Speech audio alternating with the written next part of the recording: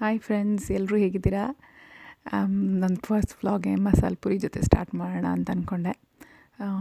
ಇದು ಬಂದು ಯಲಹಂಕ ಸ್ಟೈಲ್, ಬ್ಯಾಂಗ್ಳೂರು ಯಲಹಂಕಲ್ಲಿ ಒಬ್ಬರು ಮಾಡೋರು ನಮ್ಮ ಮನೆ ಹತ್ರ. ಅವ್ರ ಹತ್ರ 10 ವರ್ಷ ತಿಂದಿರ್ತೀನಿ ಮೋಸ್ಟ್ಲಿ. ಆ ರೆಸಿಪಿ ಇದು.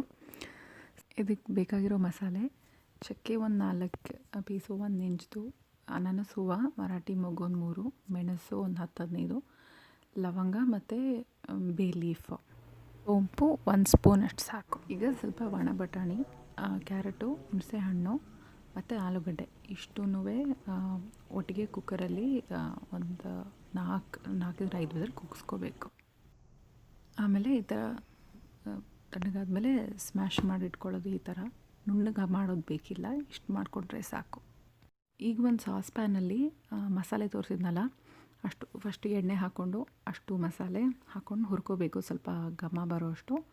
ಆಮೇಲೆ ಒಂದು 3-4 ಬೆಳ್ಳುಳ್ಳಿ ಬೇಕಾಗ್ಬೋದು, ನಾನು ಬರೀ 3 ಹಾಕ್ಕೊಂಡಿದ್ದೀನಿ. ಸ್ವಲ್ಪ ಚೆನ್ನಾಗಿ ಘಮ ಬಂದಮೇಲೆ ಹಸಿಮೆಣಸಿನ್ಕಾಯಿ ಹಾಕೋಬೇಕು. ಖಾರಕ್ಕೆ ತಕ್ಕಂತೆ ನಾನು ಹಾಕೋ ಮೆಣಸಿನ್ಕಾಯಿ ಸ್ವಲ್ಪ ಖಾರ ಜಾಸ್ತಿ ಇದೆ, ಸೊ ಅದಕ್ಕೆ 3 ಮೆಣಸಿನ್ಕಾಯಿ ಹಾಕೋತಾ ಇದ್ದೀನಿ. ಸ್ವಲ್ಪ ಚೆನ್ನಾಗಿ ಹುರಿಬೇಕು. ಮೆಣಸಿನ್ಕಾಯಿ ಒಂದು ಸ್ವಲ್ಪ ಸುಡೋ ಥರ ಆಗುತ್ತಲ್ವ, ಅಷ್ಟು ಸುಡೋ ತನಕ ಹುರ್ಕೋಬೇಕು. ಮೀನ್ ಟೈಮ್ ಈರುಳ್ಳಿ, ಟೊಮೆಟೊ 2 ಹೆಚ್ಚಿಟ್ಕೊಂಡಿದ್ದೀನಿ ಇಲ್ಲಿ.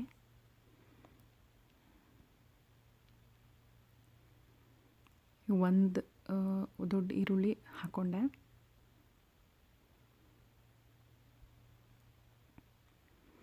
ಈರುಳ್ಳಿ ಸ್ವಲ್ಪ ಚೆನ್ನಾಗಿ ಕಲರ್ ಎಲ್ಲ ಫುಲ್ ಚೇಂಜ್ ಆಗಿ ಟ್ರಾನ್ಸ್ಪರೆಂಟ್ ಆಗೋ ತನಕ ಸ್ವಲ್ಪ ಚೆನ್ನಾಗಿ ಹುರ್ಕೊಂಡು, ಅದಾದಮೇಲೆ ಟೊಮೆಟೊ ಹಾಕ್ಕೋಬೇಕು.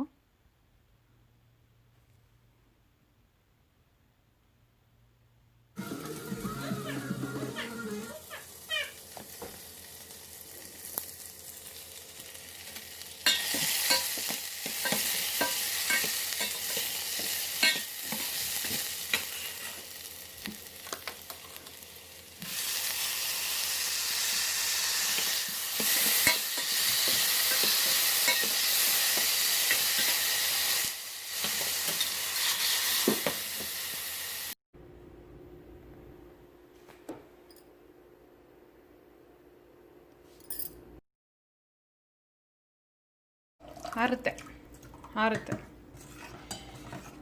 Now let's put chaat masala. Oh, can I put that? Drop a little bit. And then pav bhaji masala. No, wait. This is a little difficult. Hold on. Pav bhaji. I can see a little bit. 2 spoons. And the last spoon, 3rd spoon. Now the garam masala. Not bad. This is 1 spoon, okay? 1 tiny spoon. Slow again.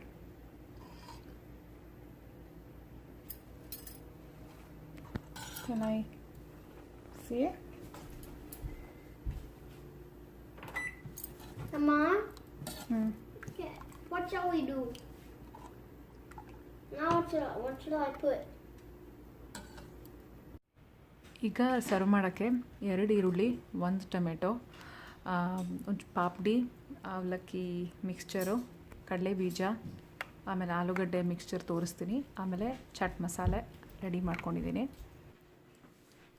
ಈಗ boil ಮಾಡ್ಕೊಂಡಿದ್ವಲ್ಲ potato ಸ್ಟಾರ್ಟಿಂಗಲ್ಲಿ, ಅದಕ್ಕೆ ಒಂದು ಸ್ವಲ್ಪ ಉಪ್ಪು, ಖಾರದ ಪುಡಿ, ಆಮೇಲೆ chat masala ಪುಡಿ ಎಲ್ಲ ಹಾಕ್ಬಿಟ್ಟು ಮಿಕ್ಸ್ ಮಾಡಿ ರೆಡಿಯಾಗಿ ಇಟ್ಕೋಬೇಕು ಸರ್ವ್ ಮಾಡೋಕ್ಕೆ ಮುಂಚೆ. ಈಗ ಒಂದು ಸರ್ವಿಂಗ್ ತಟ್ಟೆಯಲ್ಲಿ ಪಾಪಡಿ, ಈರುಳ್ಳಿ, ಟೊಮೆಟೊ, ಆಲೂಗಡ್ಡೆ ರೆಡಿ ಮಾಡ್ಕೊಂಡಿದ್ವಲ್ಲ ಅದು, ಸಾರಿ ಬ್ಯಾಕ್ಗ್ರೌಂಡಲ್ಲಿ ನನ್ನ ಮಕ್ಕಳು, ಹಾಕಿದ್ಮೇಲೆ ಕಡಲೆ ಬೀಜ ಹಾಕಿದ್ಮೇಲೆ ಮಸಾಲೆ ಚೆನ್ನಾಗಿ ಕುದಿ ಬಂದಿರುತ್ತಲ್ವ, ಮಸಾಲೆ ಹಾಕ್ಕೊಳ್ಳಿ. ಈಗ ಯಾರಿಗೆ ಎಷ್ಟು ಬೇಕೋ ಅಷ್ಟು ಗಟ್ಟಿ, ನಾನು ಸ್ವಲ್ಪ ಚೂರು ಗಟ್ಟಿ ಥರನೇ ಮಾಡ್ಕೊತೀನಿ, ತುಂಬ ನೀರಾಗಿ ಇಷ್ಟಪಡಲ್ಲ. ಸೊ ಒಂದು 3-4 ಸೌಟ್ ಸಾಕಾಗ್ಬೋದು ಅನಿಸುತ್ತೆ. ಆಮೇಲೆ ಇದಕ್ಕೆ ಮೇನ್ ಇಂಗ್ರೀಡಿಯೆಂಟ್ ನನ್ನ ಪ್ರಕಾರ ಅವಲಕ್ಕಿ ಮಿಕ್ಸ್ಚರು. ಮೋರ್ ದ್ಯಾನ್ ಸೇವ್ ಹಾಕೋದಕ್ಕಿಂತ ಅವಲಕ್ಕಿ ಮಿಕ್ಸ್ಚರ್ ಹಾಕಿದ್ರೆ ಒಂದು ಸ್ಪೆಷಲ್ ಟೇಸ್ಟ್ ಕೊಡುತ್ತೆ. ಇದು ದೀಪ್ ಬ್ರ್ಯಾಂಡ್ ಅವಲಕ್ಕಿ ಮಿಕ್ಸ್ಚರ್, ಖಂಡಿತ ಟ್ರೈ ಮಾಡಿ ಎಲ್ರೂ. ಸೊ ಎಸ್, ಮುಗೀತು ವ್ಲಾಗ್. ಐ ಹೋಪ್ ನೀವೆಲ್ಲ ಎಂಜಾಯ್ ಮಾಡಿರ್ತೀರಾ. ಎಂಜಾಯ್ ಮಾಡಿದ್ರೆ ಪ್ಲೀಸ್ ಟ್ರೈ ಮಾಡಿ, ನನ್ನ ಕಾಮೆಂಟ್ ಸೆಕ್ಷನ್ ತಿಳಿಸಿ ಇಷ್ಟ ಆಯ್ತಾ ಇಲ್ವಾ ಅಂತ. Thank you, bye.